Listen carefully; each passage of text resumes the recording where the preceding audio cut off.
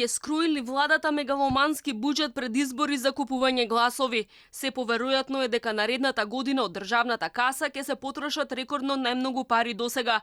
Јавноста лицитира со бројки што надминуваат 4 милиарди евра, а некои одат дотаму дека буџетот до година ќе биде поголем за дури 750 милиони евра и ќе изнесува 4,46 милиарди евра. Во прилог на овие тврдења одат и постапките на владата и министрите кои минатата недела не успеа да го усвојат предлог буџетот што Министерството за финансии им го достави пред 10 дена. Тврдат дека караници околу големината на приходите и расходите немало, туку напротив развиле плодна дебата околу државната каса. Се очекува буџетот официјално да помине на влада неделава. Од финансии ги демантираат тврдењата за буџет од над 4 милиарди евра. Точните бројки кои се далеку од оние кои се шпекулираат ќе бидат објавени на пресконференција која е редовна пракса по седницата на владата на која ќе се усвои предлог буџетот за 2020 година.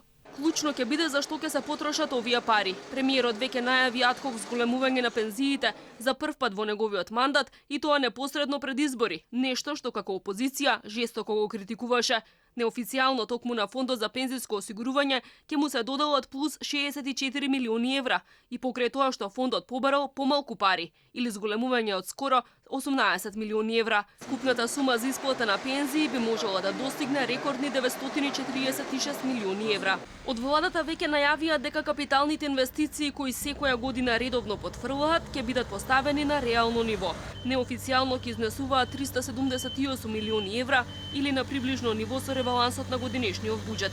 За да се реализираат сите проекти за пораст на плати и пензии, владата најверојатно ќе се задолжи за нови 400 милиони евра, односно ќе се задолжи за дури 1 милиарда евра, но и ќе врати долгови од 600 милиони евра. Не е исклучено ниту да се издаде еврообврзница. Последната проекција на владата беше дека економскиот раст ќе надмине 4% до година, а министерката вети дека буџетскиот дефицит ќе изнесува 2,3% од брутодомашниот производ. Бизнисот веќе алармираше дека ова е преоптимистичко сценарио и дека поради предвремените избори не очекуваат никакви спектакуларни резултати до година.